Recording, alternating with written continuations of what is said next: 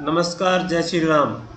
As to trade के session number 2 में आप सभी का स्वागत है। दोस्तों, आज की सेशन में हम ब्रेकआउट ट्रेडिंग के बारे में बात करेंगे। सही ब्रेकआउट कैसे पहचाने जाते हैं, जायज़ ब्रेकआउट क्या होते हैं, इस बारे में चर्चा करेंगे। और साथ में निकलने का तरीका, यानी जब भी हम कोई खतरा मोल लेते हैं तो उसमें सबसे पहले निकलने का रास्ता देखते हैं। तो जो एग्जिट का तरीका, जो स्टॉप लॉस होता है, कि जायज़ स्टॉप लॉस कैसे लगाएं, इस बारे में भी बात करेंगे। और एक और महत्वपूर्ण चीज़, जो कि रिस्क रिवार्ड अगर बेहतर होता है तो ट्रेडिंग में कैपिटल है वो फास्ट ग्रो करता है। तो रिस्क रिवार्ड के बारे में भी हम इस सेशन में बात करने वाले हैं। तो आज का सेशन बहुत महत्वपूर्ण होने वाला है, इस सेशन को अंत तक ज़रूर देखना। तो चलिए दोस्तों, सबसे पहले हम जो पिछले सेशन में चर्चा की थी उसका रिकैप ले लेते हैं। पिछले सेशन में हमने एक तो ट्रेडिंग टर्मिनल के बारे में बात की थी, दूसरी हमने टाइम फ्रेम पर बात की थी। टाइम फ्रेम में जैसे डेली चार्ट है वो 7 दिन से 3 महीने के लिए देखे जाते हैं, और वीकली चार्ट है वो 3 महीने से साल भर के लिए देखे जाते हैं। यानी कि हमारा होल्डिंग पीरियड 3 महीने से 1 साल का है तो हम वीकली चार्ट देखेंगे। और 1 साल से 1.5 साल से ज़्यादा का अगर हमारा होल्डिंग पीरियड है, यानी 3 4 5 साल ज़्यादा समय के लिए अगर हम होल्ड करते हैं तो मंथली चार्ट देखेंगे। और इंट्राडे के लिए 15 मिनट का चार्ट बेहतर होता है, और 30 मिनट का chart BTST, buy today sell tomorrow, यानी आज लिया कल सौदा काट दिया, उसके लिए हम 30 मिनट का चार्ट देखेंगे। और अगर हमारा व्यू आज लेके 1 सप्ताह के लिए होल्ड करना है तो हम आवरली चार्ट देखेंगे। उसके बाद हमने चर्चा की थी डाउ थ्योरी की। डाउ थ्योरी के 3 कॉन्सेप्ट की हमने चर्चा की थी। पहला कॉन्सेप्ट ये था कि जब चार्ट पर हायर बॉटम की श्रृंखला बरकरार है, यानी लगातार हायर बॉटम बन रहे हैं, तो ये मान के चलिए आगे भी हायर बॉटम बनेंगे, यानी आगे भी अप ट्रेंड रहने वाला है। जैसे यहाँ पे ये बैंक निफ्टी का चार्ट है, इस चार्ट में यहाँ से देखते हैं, यहाँ से लेके और ये यहाँ तक लगातार ये हायर बॉटम थे, यानी कि ये अप ट्रेंड चल रहा था। जब हायर बॉटम बनते रहते हैं इसका मतलब अप ट्रेंड चल रहा है। तो जो ट्रेंड चल रहा है, डाउ थ्योरी का जो पहला नियम है वो ये कहता है कि जो ट्रेंड चल रहा है मान के चलिए आगे भी वही ट्रेंड चलने वाला है।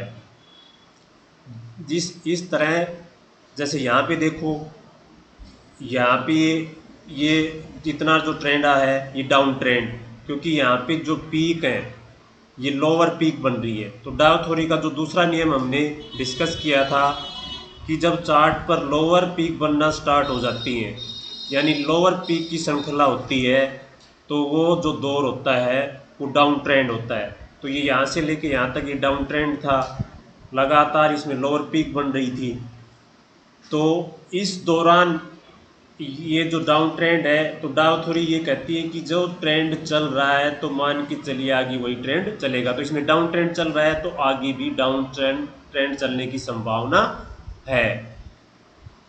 इसी तरह फिर यहाँ से फिर ये ट्रेंड यहाँ से लेके यहाँ तक ये अप ट्रेंड था बैंक निफ्टी में, और यहाँ पे ये थोड़ा सा साइडवेज हुआ था। जो तीसरा जो नियम था डाउ थ्योरी का वो ये था कि जब मार्केट रेंज में हो, जिसमें कि इक्वल बॉटम और इक्वल टॉप हो, तो वो साइडवेज हो, रेंज बाउंड मार्केट होता है। यानी कि रेंज में है, कौन सा ट्रेंड चल रहा है, रेंज बाउंड ट्रेंड चल रहा है। तो रेंज बाउंड ट्रेंड ये तीसरा नियम था डाउ थ्योरी का। तो जब हायर बॉटम्स की श्रृंखला बरकरार है तो अप ट्रेंड, जब लोअर पीक की श्रृंखला बरकरार है तो डाउन ट्रेंड, और जब साइड वेज है तो रेंज बाउंड मार्केट। ये 3 जो डाउ थ्योरी के नियम थे ये हमने डिस्कस किए थे। रेंज बाउंड का जो एक बेहतर एग्जाम्पल जैसे मैं आपको दिखाता हूँ, फेडरल बैंक, ये फेडरल बैंक का चार्ट, ये देखिए फेडरल बैंक में कुछ समय से देखो इक्वल पीक और इक्वल बॉटम से बन रहे हैं इसमें। तो जब इक्वल टॉप और इक्वल बॉटम होते हैं तो वो साइडवेज मार्केट होता है, यानी रेंज बाउंड मार्केट है। तो ये यहाँ से लेके नवंबर 22 से लेके और अब ये जुलाई अभी भी रेंज में चल रहा है। फेडरल बैंक है, ये रेंज में है अभी। तो इसमें जैसे टॉप पे जाता है सेलिंग प्रेशर आता है, जैसे बॉटम पे आता है तो बाइंग प्रेशर आ जाता है। तो ये डाउ थ्योरी का जो तीसरा नियम था, रेंज बाउंड। और उसके बाद हमने चर्चा की थी सपोर्ट और रेजिस्टेंस की। सपोर्ट और रेजिस्टेंस चार्ट पर कैसे मार्क करते हैं, इस बारे में मैंने बातें की थी। पहला रूल सपोर्ट और रेजिस्टेंस का मैंने बताया था कि सपोर्ट रेजिस्टेंस हमेशा लाइन चार्ट पर मार्क करने हैं। तो हमेशा जब भी सपोर्ट रेजिस्टेंस आप चार्ट पर डालें तो उस चार्ट को लाइन चार्ट में कन्वर्ट कर लें।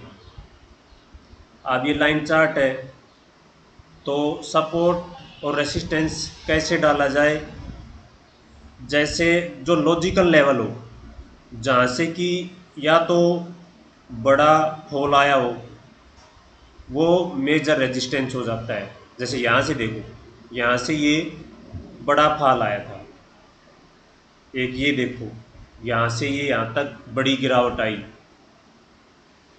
और अब ये यहाँ से यहाँ तक बड़ी गिरावट। तो इस तरह जो लेवल लॉजिकल है, जैसे कि यहाँ पे इस जोन के आसपास रेजिस्टेंस माना नीचे आया, फिर इस जोन के आसपास रेजिस्टेंस माना नीचे आया। तो जिस लाइन पे जिस लेवल के पास जाके बार बार रेजिस्टेंस मान रहा, बार बार रुक रहा हो प्राइस, तो यहाँ पर प्राइस एक बार यहाँ रुका, दूसरी बार यहाँ रुका, तो जहाँ पे मैक्सिमम पॉइंट रेजिस्टेंस मानना है प्राइस ने, वो लेवल इम्पोर्टेंट हो जाता है। जैसे कि 2 बार 3 बार 4 बार जिस लेवल से बार बार टकरा कर प्राइस नीचे आ रहा है, तो वो एक महत्वपूर्ण लेवल, इम्पोर्टेंट लेवल हो जाता है, और वो लॉजिकल लेवल कहलाता है। तो इस तरह से ये जो है यहाँ पे हम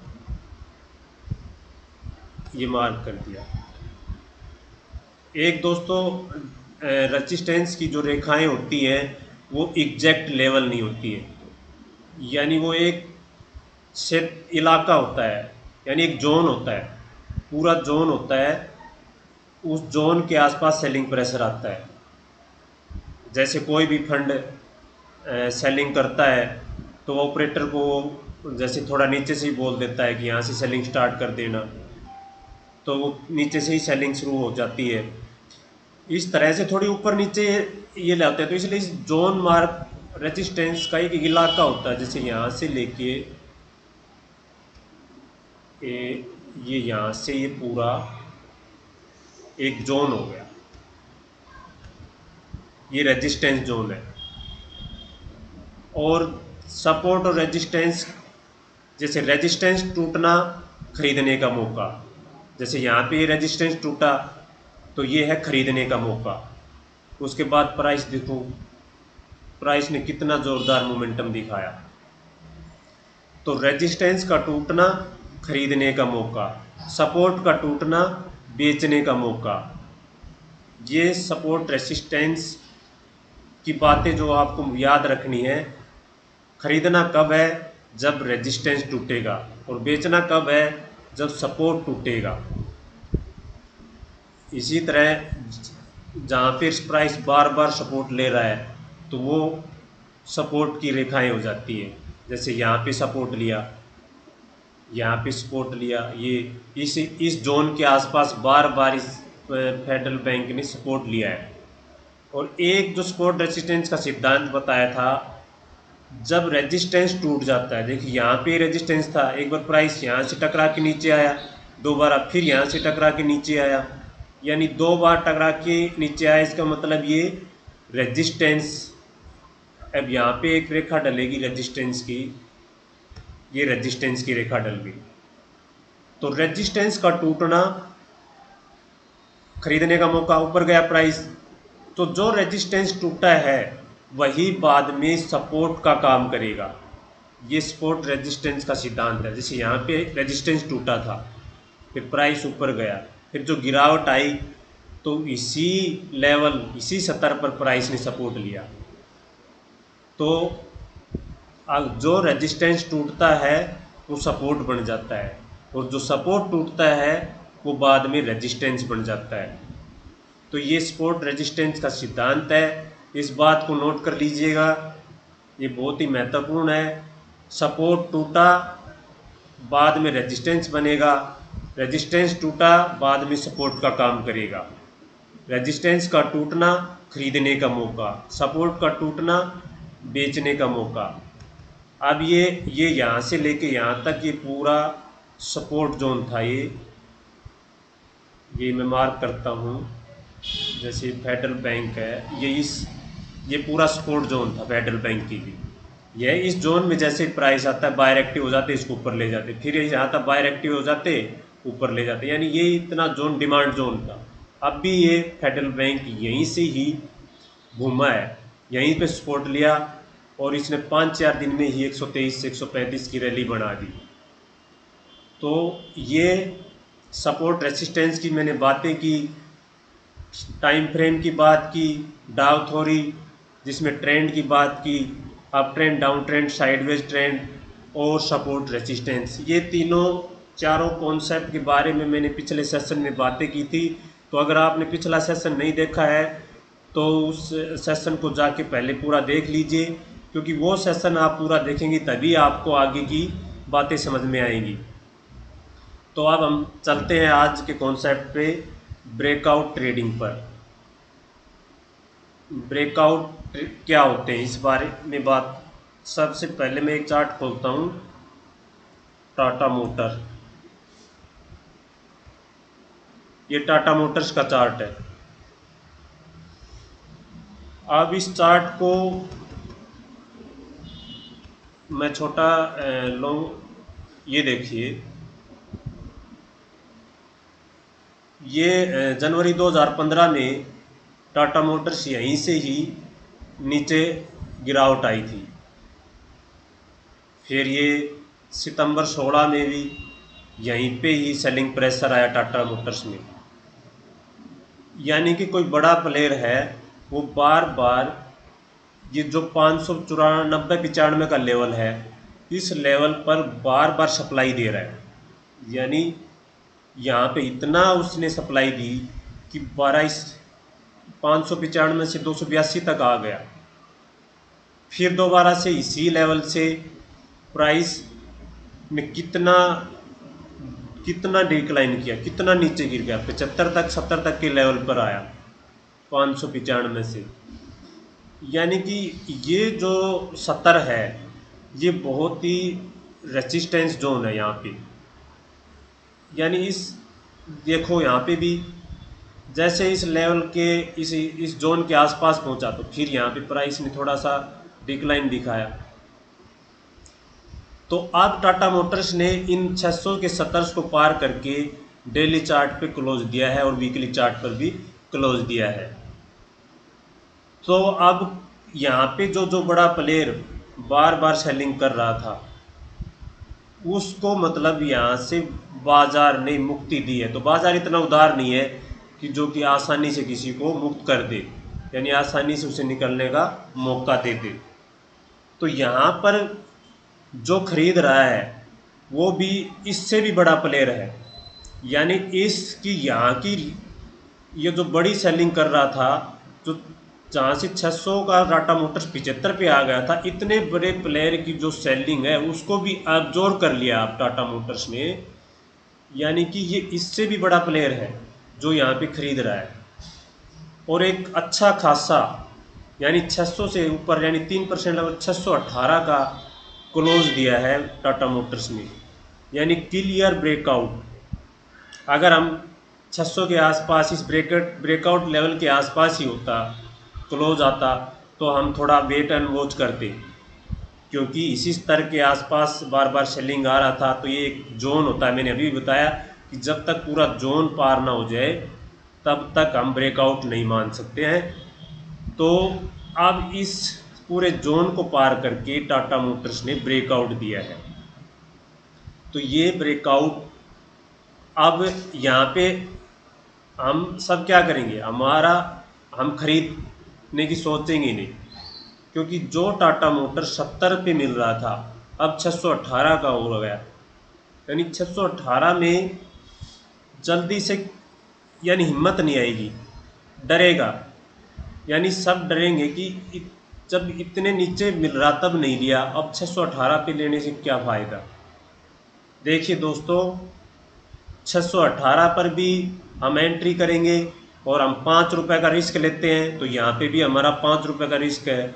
और अगर हम 70 पे एंट्री करते और यहाँ पर भी 5 रुपये का रिस्क लेते, तो यहाँ पर भी हमारा 5 रुपये, यानी नीचे हम निकलने का रास्ता रखते अपना खोल के कि 5 रुपये नीचे जाते ही हम निकल जाएंगे, तो यहाँ भी 5 रुपये का रिस्क था। तो ये मतलब अपने मन में ये नहीं सोचना है कि अब तो ये 618 को है, अब लेने से क्या फ़ायदा है इसका, अब क्या लेना है इसको, जब हमने इसको 70 पर ही नहीं लिया। हमारा रिस्क 70 पर भी वही था और यहाँ पर भी वही है।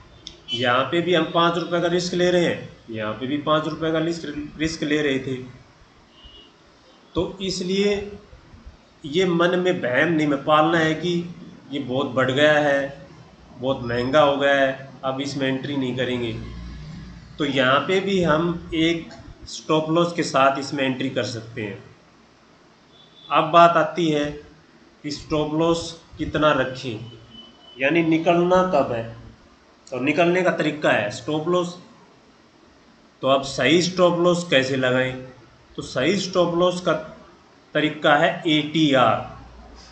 ATR होता है average true range. Average true range ATR का फुल फॉर्म है, ये नोट कर लीजिएगा। ATR average true range. अब हम इस चार्ट पर ATR लगाते हैं। हम इंडिकेटर में जाएंगे, यहाँ पे एवरेज ट्रू रेंज को सर्च करेंगे। ये चार्ट पे अब ATR लग गया है। इस ATR की एक सेटिंग करनी है। जैसे यहाँ पे इस इंडिकेटर पे यहाँ हम क्लिक करेंगे और यहाँ इस सेटिंग का ऑप्शन है, इस सेटिंग में जाएंगे। सेटिंग में जाने के बाद या इनपुट में यहाँ डिफ़ॉल्ट बाय डिफ़ॉल्ट 14 आता है, 14 डेज का आता है। तो यहाँ पे हम 10 डेज कर देंगे, यानी कि हमसे मांगेगा कि आपको कितना ATR देखने की आपकी रुचि है। तो हमें यारी 10 का ATR देखने की रुचि है। अब 10 का मतलब ये हो गया, अगर हम डेली चार्ट देख रहे हैं तो पिछले 10 दिनों में का जो एवरेज है ATR होता है कि ये स्टॉक एक दिन में कितना उछल कूद करता है। यानी जिसने पिछले 10 दिनों में जितनी उछल कूद किया उसका एक एवरेज रेंज निकाल देता है, तो उसे बोलते हैं ATR। यानी पिछले 10 दिनों का, डेली चार्ट देख रहे हैं तो पिछले 10 दिनों का, वीकली चार्ट देख रहे हैं तो पिछले 10 वीक का, और अगर हम 15 मिनट का चार्ट देख रहे हैं तो 15 इंटू 10, यानी 15-15 मिनट की 10 बार हो जाएंगी। यानी 10 बार्स का ये ATR है, पिछली 10 बार का। तो ATR हमें बताता है कि ये स्टॉक एक दिन में कितनी उछल कूद करता है। हम क्या करते हैं, पहले जैसे 618 में हमने ख़रीदा, 2-3 या 3-4 रुपए का हमने स्टॉप लॉस रखा और एंट्री कर ली। जैसे ही एक हवा का झोंका आया वो स्टॉप लॉस हिट हो गया और हम बाहर हो गए। और बाद में पता चला कि टाटा मोटर 700 का हो गया, 800 का हो गया। तो ATR है हमें वो बेवजह स्टॉप लॉस लेने से बचाता है, यानी बेवजह हमारे स्टॉप लॉस हिट नहीं होते, क्योंकि ये एक स्टॉक का जो बिहेवियर है, प्राइस का बिहेवियर, कि एक दिन में ये कितना ऊंचा नीचा हो जाता है, कितनी उछल कूद करता है, उसकी रेंज बता देता है। जैसे हमने भी यहाँ पे किया तो यहाँ पे ATR लिखा आ रहा है। ATR के सामने इंडिकेटर पे देखो, ATR के सामने 13.97 का ATR आ रहा है। इसका डेली चार्ट का 13.97 यानी लगभग 14 का ATR है। तो यानी कि 14 पॉइंट नीचे हम स्टॉप लॉस रखेंगे, और 14 पॉइंट किस से नीचे रखेंगे, जो कि ब्रेकआउट का लेवल है। जैसे इसमें ब्रेकआउट का लेवल ये जो बड़ा ब्रेकआउट दर्ज हुआ है ये 600 का लेवल है यहाँ पे। तो 600 के लेवल पर ही मैं एक रेखा डाल देता हूँ। यहाँ पे ये जो रेजिस्टेंस टूटा है, रेजिस्टेंस की रेखा, ये मैंने रेजिस्टेंस की रेखा डाल दी। और इस रेखा से ये ब्रेकआउट का लेवल हो गया, इस लेवल से 14 पॉइंट नीचे, यानी 546 पे है ये रेखा ना, 596, सॉरी 596 पे है। 596 में से हम 14 निकाल देंगे, 14 निकाल देंगे तो ये 582 आ जाएगा। तो 582 पे हमारा स्टॉप लॉस हो जाएगा। तो 582 यानी 14 पॉइंट का रिस्क और टारगेट, जैसे इसमें फिबोनाची का जो लेवल है ये मैंने पहले से एक लगाया हुआ है, ये 642 पे आ रहा है, यानी कि 596 से लेकर 642 का टारगेट करीब करीब 50 पॉइंट का टारगेट और 14 पॉइंट का रिस्क, यानी कि हमारा लगभग अप्रोक्सीमेट 1:3 का रिस्क रिवार्ड हो गया। यानी जाने को हमारे 13 पॉइंट है लेकिन आने को 50 पॉइंट है, तो 1:3 का हमारा रिस्क रिवार्ड हो गया इसमें। तो इस तरह से हम ATR के माध्यम से हम जायज़ स्टॉप लॉस रख सकते हैं जो कि बेवजह हिट नहीं होंगे। और टारगेट जो अगला रेजिस्टेंस जिसमें रिवार्ड आपको अच्छा लग रहा हो, 1:3, 1:4, जो रिस्क रिवार्ड बढ़िया हो, वो ट्रेड हम आइडेंटिफाई करेंगे, उस ट्रेड में हम पोजीशन बनाएंगे। तो ATR से हम सही स्टॉप लॉस का पता लगा सकते हैं। तो सपोर्ट, रेजिस्टेंस, ATR ये चार्टिंग की बुनियादी चीज़ें हैं। जैसे आगे हम आने वाले कई सिस्टम्स की चर्चा करेंगे आने वाले सेशंस में, तो उन सिस्टम्स में सपोर्ट, रेसिस्टेंस, ATR और ब्रेकआउट, ब्रेकडाउन इसकी समझ पहले से होनी चाहिए। तो ये चार्टिंग की आधार है, ये ट्रेडिंग के आधार है। इसका मतलब इसके बारे में पहले से पता होना बहुत ज़रूरी है। तो इसलिए आज के हम सेशन में हमने ब्रेकआउट और सपोर्ट, रेजिस्टेंस इसके बारे में बात करी। इसी तरह जैसे इसकी प्रैक्टिस के लिए मैं आपको जैसे ब्रेकआउट ट्रेड, जैसे अभी अभी रिसेंट में एक चार्ट है एक्जो इंडिया, कैसे हम सही ब्रेकआउट को पहचान सकते हैं। ये एक्जो इंडिया का चार्ट है, इसमें ये प्रीवियस हाई था, इसने थोड़ा स्विंग लिया, स्विंग लेके स्विंग ब्रेकआउट दिया है, यानी इस हाई को पार 2500 के लेवल को पार 2509 को पार करके क्लोज दिया है इसने। तो ये यहाँ इस हाई को पार किया, ये एक ब्रेकआउट दर्ज हुआ है।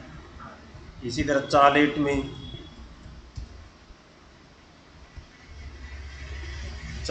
ये जो पिछला हाई था इसको पार करके 441 का हाई था, इसको पार करके 450 पे क्लोजिंग दी है चार्ट ने। तो इसने एक बढ़िया क्लियर ब्रेकआउट यानी अच्छा खासा ऊपर, एक्जो इंडिया में थोड़ा बिल्कुल नियर बाय ब्रेकआउट था, लेकिन इसमें बिल्कुल साफ ब्रेकआउट है, यानी कि अच्छा खासा ऊपर क्लोज दिया है। तो ये सही ब्रेकआउट है। इसी तरह GRANUELS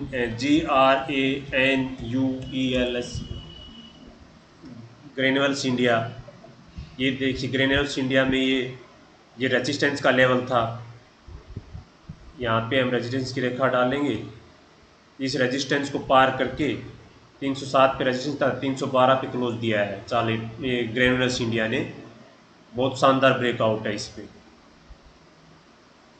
इसी तरह एक और चार्ट है Orient electric,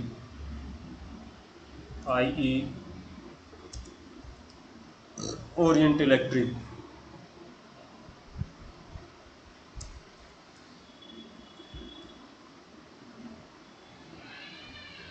Orient electrical, Orient EL, ये है,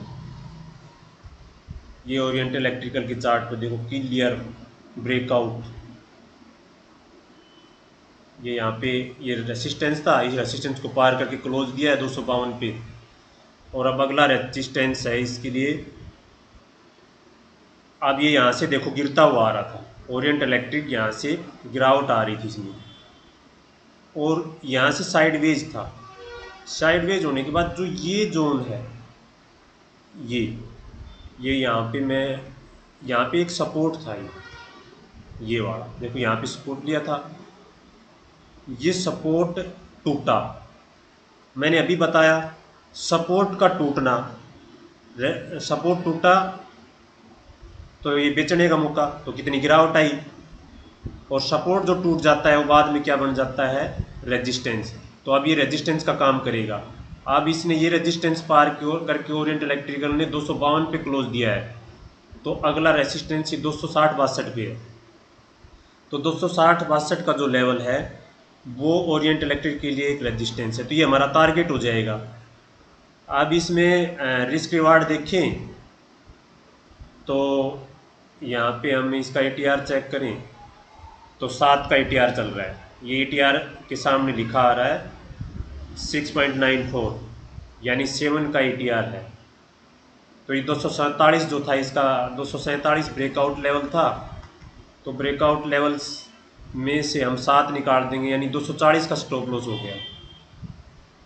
240, अब 252, 240 रिस्क रिवार्ड फेवरेबल नहीं है, तो हम इस ट्रेड को छोड़ देते हैं। या तो ये 247 के आसपास आई, 247 पे दोबारा से मौका मिलता है, ये नीचे रिट्रेस करने आता है, तो हम इसमें एंट्री करेंगे, तो इसमें रिस्क रिवार्ड बेटर हो जाएगा। इस तरह से हम ATR के से पहले से ही हम रिस्क को आइडेंटिफाई कर लेते हैं कि रिस्क कितना है इस ट्रेड में, और जिसमें हमें रिस्क कम रहेगा रिवार्ड ज़्यादा रहेगा वो सबसे अच्छा ट्रेड होगा। तो ये ATR के माध्यम से हम पता कर सकते हैं। और आने वाले सेशंस में आज हमने रिस्क मैनेजमेंट पे बात की, आने वाले सेशन पे स्विंग ट्रेडिंग जो हमारा S1 सिस्टम है उसके बारे में चर्चा करेंगे, और मनी मैनेजमेंट, किस तरह से मनी को मैनेज करते हैं। मनी मैनेजमेंट का बहुत ही महत्वपूर्ण रोल है ट्रेडिंग में। रिस्क मैनेजमेंट और मनी मैनेजमेंट ये ऐसी चीज़ें हैं जो कि इससे ही हमारी साइकोलॉजी बिल्ड होगी, हमारा माइंडसेट क्लियर होगा, और जब माइंडसेट क्लियर हो जाता है तभी मनी ग्रो करती है, तभी फास्ट ग्रो मनी है जो फास्ट ग्रो करेगी। इसलिए दोस्तों आने वाले सारे सेशंस पर नज़र रखना, सारे सेशन को ध्यान से पूर्वक देखना, और कॉपी पेन निकाल के एक एक बात को नोट करना। जो भी रूल, जो नियम है, जो भी मैं बताऊंगा उन नियम को अच्छे से कॉपी पेन लेके नोट करना है, क्योंकि रूल बेस्ड ट्रेडिंग से ही पैसा बनता है। तो इसलिए हमारा अब आगे जो हम सिस्टम पे चर्चा करेंगे उस सिस्टम्स का मकसद एक रूल बेस्ड ट्रेडिंग करना है। रूल बेस्ड ट्रेडिंग ही हमें अच्छे खासे प्रॉफिट की तरफ ले जाती है। इसलिए दोस्तों ये आज का सेशन आपको कैसा लगा कमेंट सेक्शन में ज़रूर बताइएगा, और इसमें कहीं कुछ समझ में नहीं आया तो कमेंट सेशन में बताना। आगे मैं उसके लिए छोटा कोई वीडियो बना के आपको उसको एक्सप्लेन कर दूंगा। और हमारे चैनल्स को दोस्तों सब्सक्राइब कर लिया करो, सब्सक्राइब करोगे हमें मोटिवेशन मिलेगा, इस तरह के अच्छे अच्छे और बढ़िया सेशन मैं आपके लिए लेके आऊँगा। तो धन्यवाद आप सभी का ये सेशन देखने के लिए। जय हिंद, जय भारत।